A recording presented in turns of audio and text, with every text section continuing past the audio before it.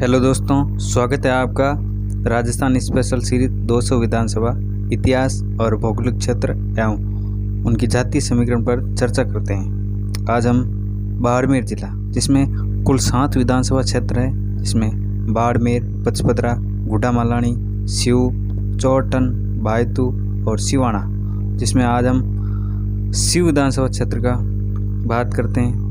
सिऊ विधानसभा क्षेत्र की भौगोलिक स्थिति और जातीय समीकरण पर चर्चा करते हैं।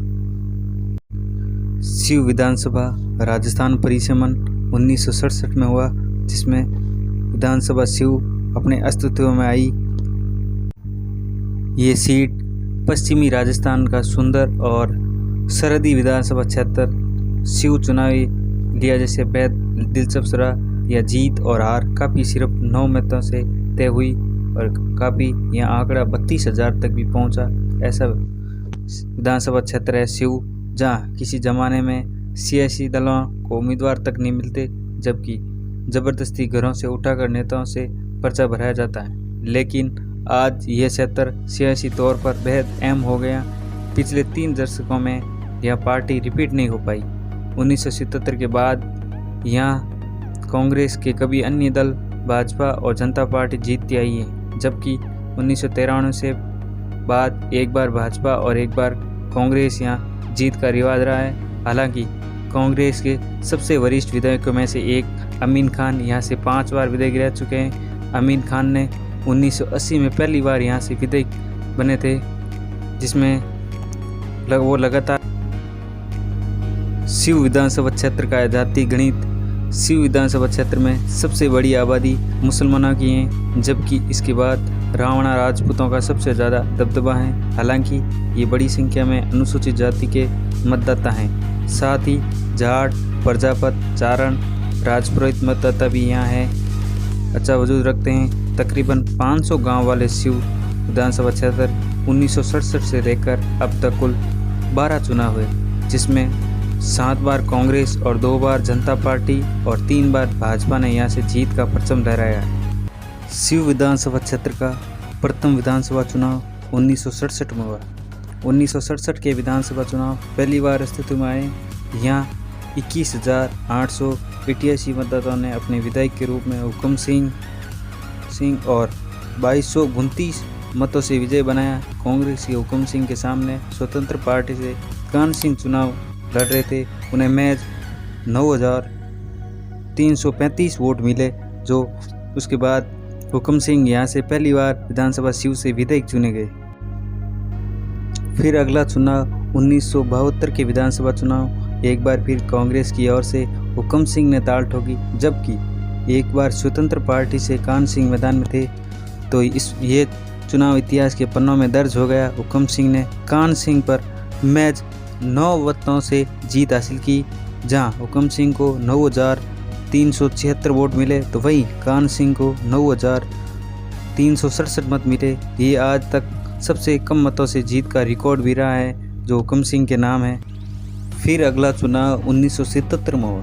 1977 के चुनाव में स्वतंत्र पार्टी से 2 बार चुनाव लड़ रहे हार का सामना करने वाले कान सिंह ने 1977 में जनता पार्टी से चुनाव लड़ा और जीत का स्वाद चखा। कान सिंह ने सामने कांग्रेस के तगाराम चौधरी थे। हालांकि ये जीत का बेहद अंतर बड़ा नहीं था। जहां कान सिंह को 12,680 वोट मिले, तो वहीं तगाराम को 12,155 वोट मिले। यानी जनता पार्टी के कान सिंह को 525 मतों से जीत हासिल हुई और वे पहली बार विधानसभा पहुंचे सिऊ से। अगला विधानसभा चुनाव 1980 में हुआ। 1980 में एक बार फिर विधानसभा चुनाव, जहां से पहली बार अमीन खान चुनावी मैदान में उतरे, तो वहीं उसके सामने शोभ सिंह निर्दलीय उम्मीदवार के तौर पर थे। तो वहीं जनता पार्टी की ओर से स्वय सिंह मैदान में थे। तो चुनावी मुकाबले में त्रिकोणीय मुकाबला हुआ। इस चुनाव में अमीन खान 16,700 वोटों के साथ निर्दलीय उम्मीदवार के तौर पर ताल ठोक रहे। शोभ सिंह को 11,731 वोट मिले, तो जबकि जनता पार्टी की ओर से चुनाव लड़ रहे स्वय सिंह को 9,141 मत मिले। इस चुनाव में 4,969 मतों से जीत हासिल कर अमीन खान यहाँ से पहली बार विधायक चुने गए। फिर अगला चुनाव 1985 में हुआ। 1985 के चुनाव, इसके बाद 5 साल बाद एक बार फिर विधानसभा चुनाव हुए। इस विधानसभा चुनाव में मौजूदा विधायक अमीन खान के सामने जनता पार्टी के उम्मीदवार उमेद सिंह ताल ठोक रहे थे।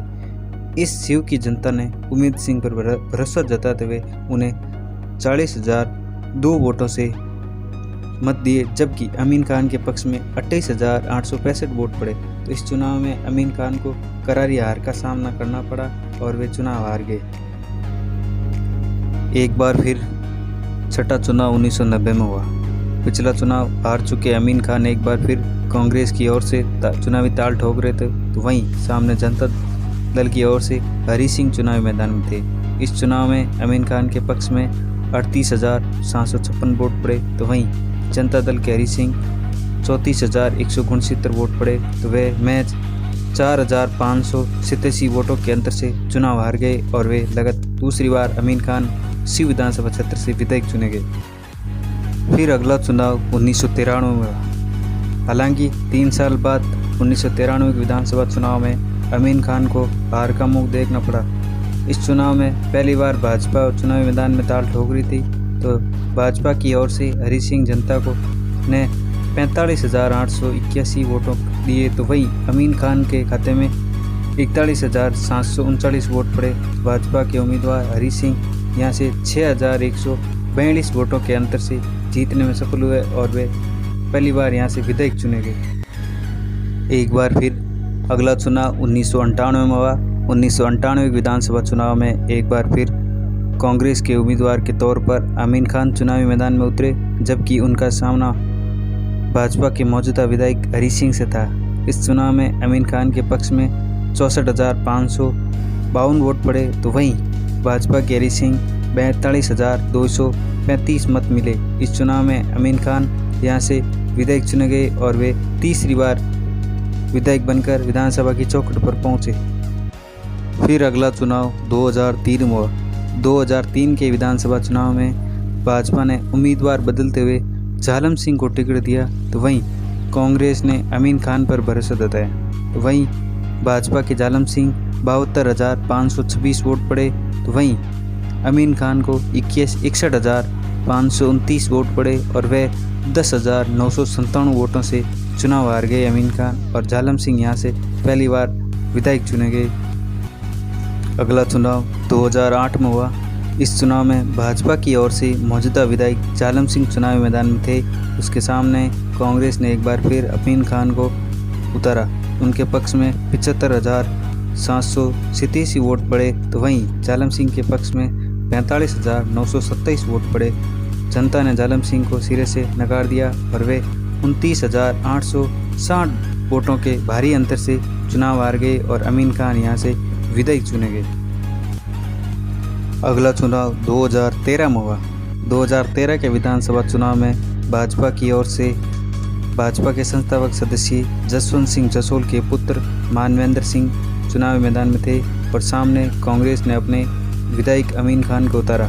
इस चुनाव में मानवेंद्र सिंह ने अमीन खान को जबरदस्त चुनौती दी और मानवेंद्र सिंह अमीन खान को रिकॉर्ड 31,425 वोटों के अंतर से चुनाव हराया और वे पहली बार सीव विधानसभा क्षेत्र से विधायक चुने गए।